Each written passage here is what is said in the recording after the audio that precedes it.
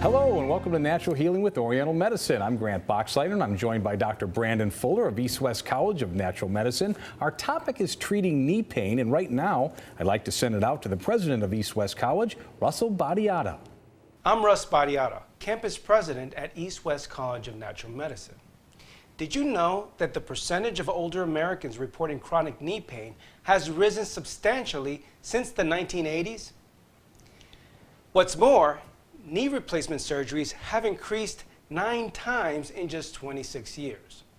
The truth is, as we get older, many of us can expect to experience some form of knee problems or pain and other subsequent maladies. On today's program, we will discuss knee pain and treatment using acupuncture and Oriental medicine. Thank you for that. And Dr. Fuller, I just want to start out by asking, how prevalent is knee pain in the United States? Well, Grant, what we've been able to research and look into is that we know that 100 million Americans in the United States have some type of pain annually. And that's quite a huge, significant number. With that, we know that about knee pain being the second most common cause of all that pain annually. Wow, that's unreal. And I guess it makes sense, because when you're talking about the knee joint, I mean, you put a lot of stress on it every time you walk, every time you get up. Yeah, it's just constantly in use. Always in use, right? And that's why we see a lot of degenerative problems, which we'll get into in a little bit. Yes, and so as far as the knee pain, you just said that number, 100 million people. So how much does or do Americans spend each year on average, or in general, on treating knee pain? What we've been able to find out is a total number for all pain annually, and it's $580 billion just for pain alone. Now, if we look for treating all kinds of pain. For all kinds of pain. But if we remember that knee pain is the second most prevalent kind of pain in America, that number is astronomical, right? We're looking at billions and billions and billions of dollars. Yes, and when we talk about that, some of these causes, when we're talking about the knee, I mean, is this a chronic pain for people? Can it be a sharp pain? Does it come and go? It actually can come and go. It can be a chronic pain. It could be just an acute trauma, like you were out playing soccer or football and you twisted your knee just the right way that now you have a pain there. It could be something like osteoarthritis, right? And that's a chronic, long, drawn out problem. Even perhaps a sprain. I mean, healing from a sprain, that can cause pain for weeks at a time. Definitely, definitely. So things can come and go, or they can be long, drawn out. There's no one set pain that only happens to the knee. Now, other causes of knee pain, I would imagine, like if people are runners, I often hear, oh, you should try to run on a softer surface, because that could potentially irritate the knees over time. Yeah. Is that something that you find with patients? That is definitely something I find with patients. And we call that like a high impact activity, right? So if we think of high impact activities, jumping or running on concrete, those sorts of things, they put a lot of pressure on the knees, and over time our bones can break down, and then we have osteoarthritis, or we can put too much strain on a ligament or a tendon, and then we have sprains. And then they weaken, and it could buckle. Just all kinds of things could happen. Exactly. Any other causes of knee pain? Obviously, car accidents. It could literally run the gamut, it would seem, as far as types of causes for knee pain. The most prevalent cause that we know of is osteoarthritis, but another cause that we know of is weight gain. Right, and because a lot of Americans live a sedentary lifestyle, that causes a lot of pain in the knees. And we think about it when we're thinking about that, we think about our body, and it's almost like a little tit for tat almost. We go, well, our body says, well, if you're not going to do anything for me, I'm not going to do anything for you, and I'm going to get weak, and right. more problems can And happen. Just the sheer weight more than you were weighing perhaps a year or two ago, Right. it makes a difference because your body then has to balance and carry that much more weight around, and it would seem that could put the pressure. So obviously we're going to talk about a lot of ways that we're going to tackle this, but we sort of answered this, but I just want to know, why are the knees so susceptible to this stress and this wear and tear? Is it as simple just because we use them so much, or does it go more than that? Right. It's kind of interesting to think about our knees, right? They're a hinge joint, and they're connected to the two largest levers in the body, right? These two bones in both our legs. And huge muscles as well. Huge muscles as well. And if we're sedentary and we're not working those muscles out, then there's more play and flexibility in the knee joints, and more deterioration that happens, or more sprains that happens, more chronic traumas or acute traumas even. And if you bruise your knee, because people can run into something and you get a bruised knee, that I assume would also be one cause, and it would heal over time. It heals pretty quickly for bruises and other like even small traumas, like maybe you just twisted wrong, and it's not quite a sprain or a strain, but it's more of like I just twisted funny, and then in a couple days it's fine, and that can be accounted into knee pain also. Exactly. And now with walking or hiking, are these other types of activities that as far as being active, you just, I guess, have to be careful. And I'm assuming that shoes, all kinds of things come into play to make sure your knees are protected. Definitely. One thing that I like to recommend to patients is, if I know that they're hikers or they're runners or whatever it might be, and they've gone and they've gotten the shoes that they like to wear and they give great support, is if you know your knee is weak, maybe you want to wear a knee brace. Just a little bit of extra support. Just to kind of keep it in place. Right, or a wrap or something to just keep that support there, and you're not wobbling and your knee doesn't go a little off kilter. Great information. And don't go away. When we come back, more questions with Dr. Fuller, and then we'll send it out to the college to see a demonstration up close.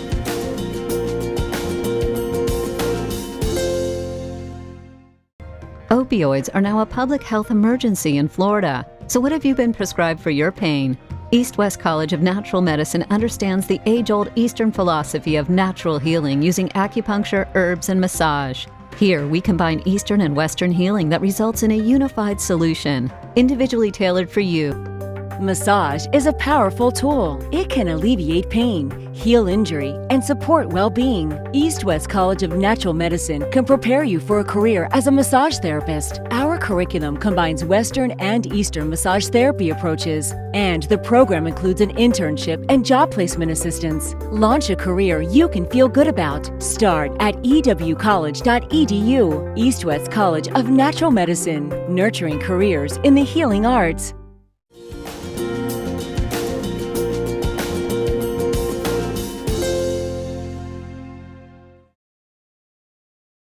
Welcome back to Natural Healing with Oriental Medicine. We're talking about treating knee pain, and Dr. Fuller, in a moment we're going to go out to the college to see Dr. Wrench perform a demonstration. So when we're talking about the knee, what are we going to see?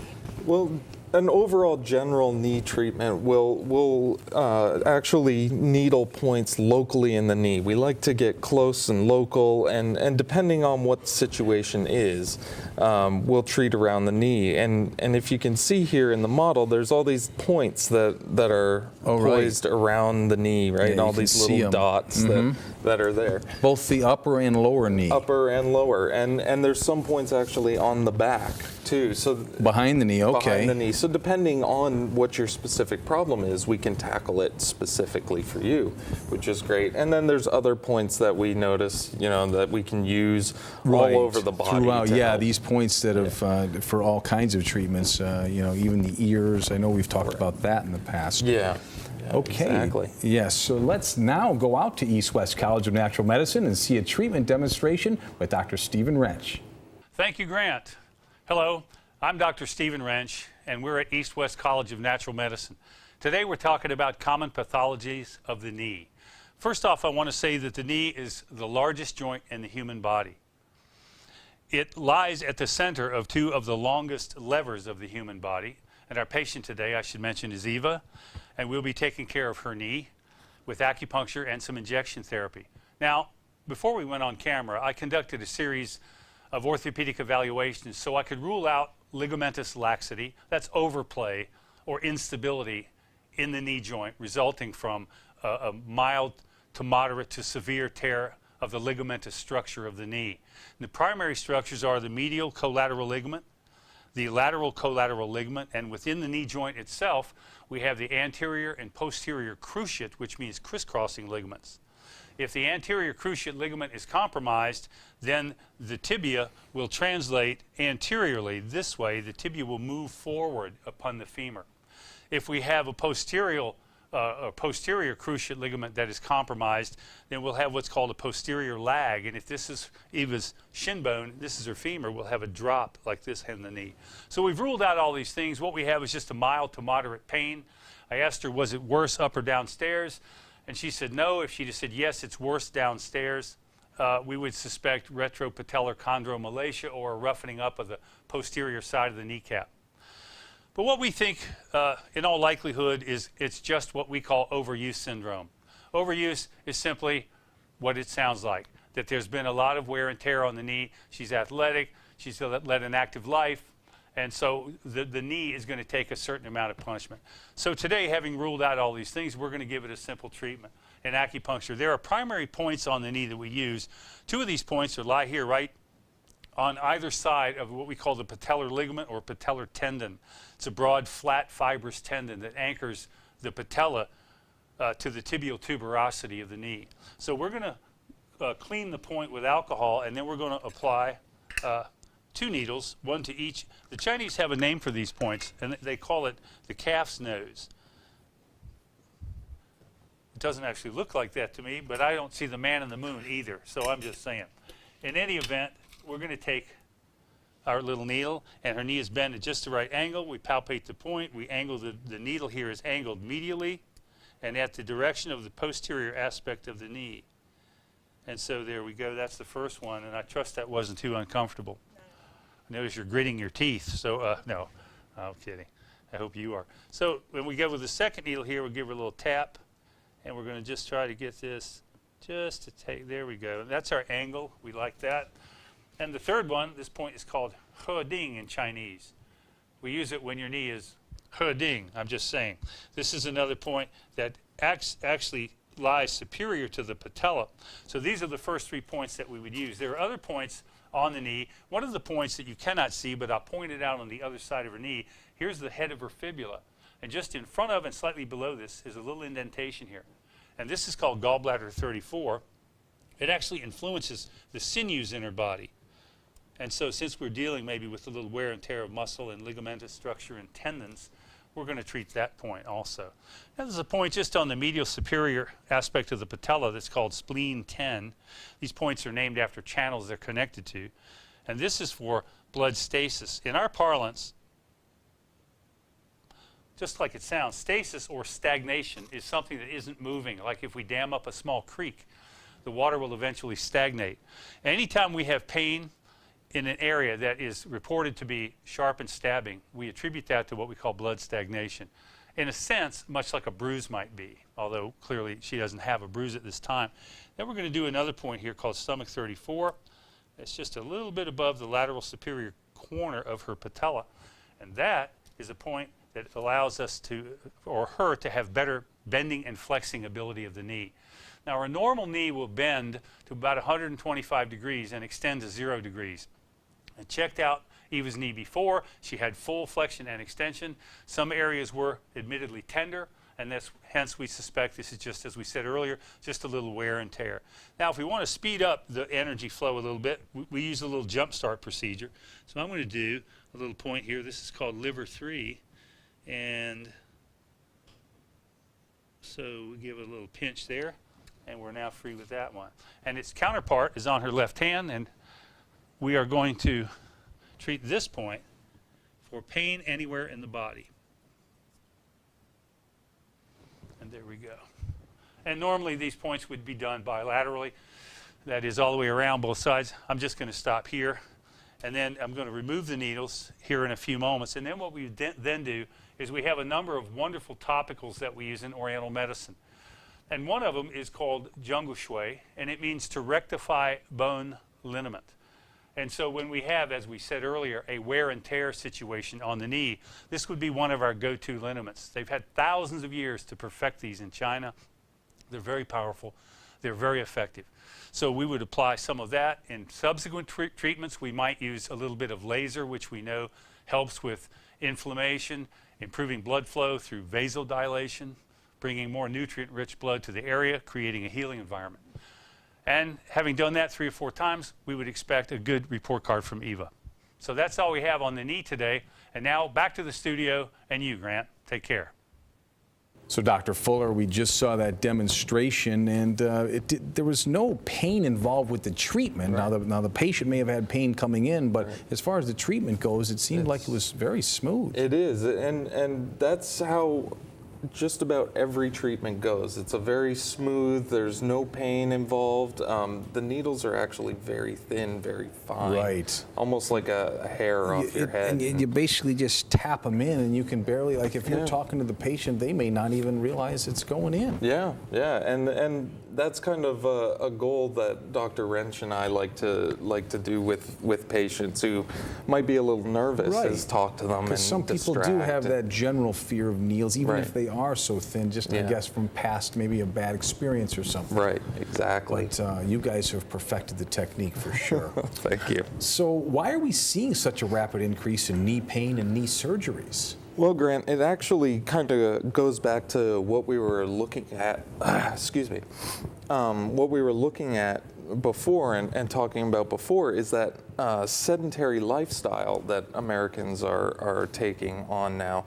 But with that, we always look at age of patients too. Mm-hmm. And as we're getting older, our bones are degenerating and more problems are occurring. There's less musculature around those areas, and so we end up with more Does the traumatic cartilage or these incidences. tendons, do they thin out or weaken over time? They do. And cartilage is not something that just grows back, right? It's so as it weakens and as it becomes destroyed, pain occurs, right? And that's where a lot of doctors will tell patients, well, it's bone on bone, right? I've heard that. Yeah. And you don't want that. No, it's Because not now- pleasant. Now that's painful, and it doesn't. The knee is no longer really serviceable in terms of everyday use. It's going to further cause complications if left untreated. Exactly. Now, Yeah. once a patient would have knee replacement surgery, would they then come to the clinic or the college to get some? Great question. We highly recommend it. If generally with knee replacements and so on, there's physical therapy that patients have to do, but that healing process can really be improved and expedited through acupuncture, right? We're bringing in that fresh blood flow to the area and reducing inflammation. So when we treat patients who've had total knee replacements or partial knee replacements, we can see that expedited recovery.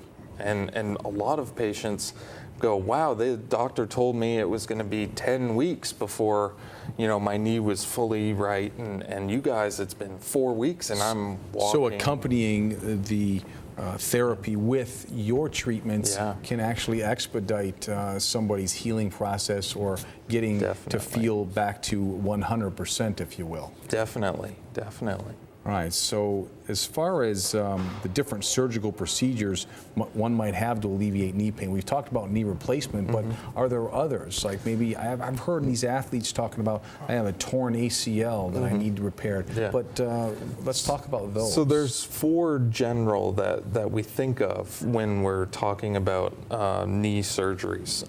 There's orthoscopic, where they'll send in a little light and a little camera, and they'll go in and they'll Not snip very and invasive. trim. It's non-invasive. Well, well, it's invasive, Yes, but it's not. generally minimal. Yeah, it's a minimally invasive surgery.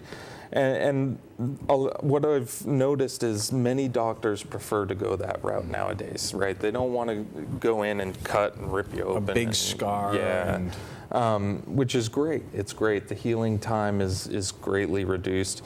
Then there's what's called an osteotomy.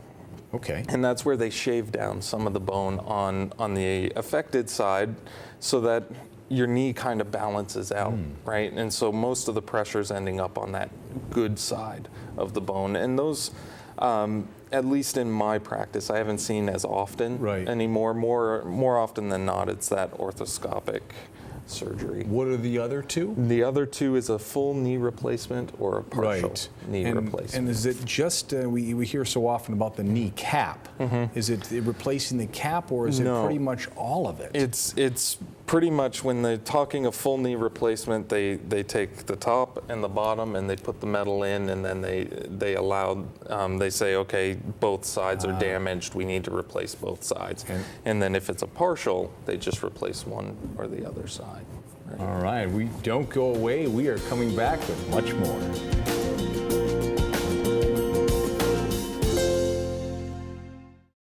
Opioids are now a public health emergency in Florida. So what have you been prescribed for your pain? East West College of Natural Medicine understands the age-old Eastern philosophy of natural healing using acupuncture, herbs, and massage. Here, we combine Eastern and Western healing that results in a unified solution, individually tailored for you. Massage is a powerful tool. It can alleviate pain, heal injury, and support well-being. East West College of Natural Medicine can prepare you for a career as a massage therapist. Our curriculum combines Western and Eastern massage therapy approaches, and the program includes an internship and job placement assistance. Launch a career you can feel good about. Start at ewcollege.edu. East West College of Natural Medicine, nurturing careers in the healing arts.